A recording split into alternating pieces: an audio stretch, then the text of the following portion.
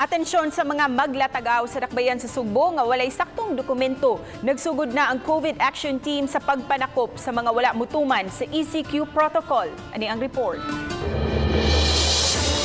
Sugod karong adlaw gisugdan sa COVID Action Team ang gitahas kanila sa mayor nga kontrolon ang mga tao nga nagyahapon sa gawas sa ilang mga Pinoyanan gamit ang mga caution passes nga gihimong custodial cell gituyok nila ang syudad aron hipuson ang mga vagrants. Kini ang operasyon karon nga gihimo sa COVID Action Team sa Dakbayan Sugbo sama nining duha ka mga naglatagaw sa kalsada, so ilahan ning isakay diri sa custodial bus, atong tawag custodial bus, then iproseso ang ilahang profiling.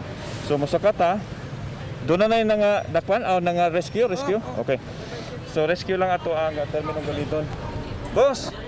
So muna ni ang so mga kapuso, so far mo ni ang gipangsita karon, gibutang diri sa caution bus nga gihimong temporary custodial cell. Naninda ko, sir. Karon kay wa mi sudan sa mo, wa mi kaon dito, naninda sa kadiyot. Wala po kay baw, karon lang ko naninda sad kay wa nam ko sudan.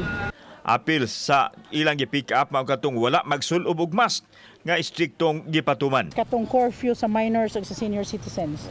So once makasugat og minors, we will going to rescue them also with the senior citizens. Unya, panghatod na to silang balay, pero i-booking usa nato as stern warning nga magamit ma-apprehend gani nato sila for the second time, pwede na nato sila ma-filean og kaso. Gisuhid sa mga mobile custodial cell ang mga dapit sa Dakbayan sa Sugbo. Ang masikop ipaubos sa profiling ug dayon papangadjion og rosaryo isip mga COVID prayer warriors kadtong mulapas og usab sa protokol. Itugya na ngadto sa kapulisan. Ang kanisang abuse of using the SCQ pass. Ang paggamit sa SCQ pass, kung kanang green ninyo, ang inyo ra gyud siyang magamit to buy food, to buy medicine, or for emergency.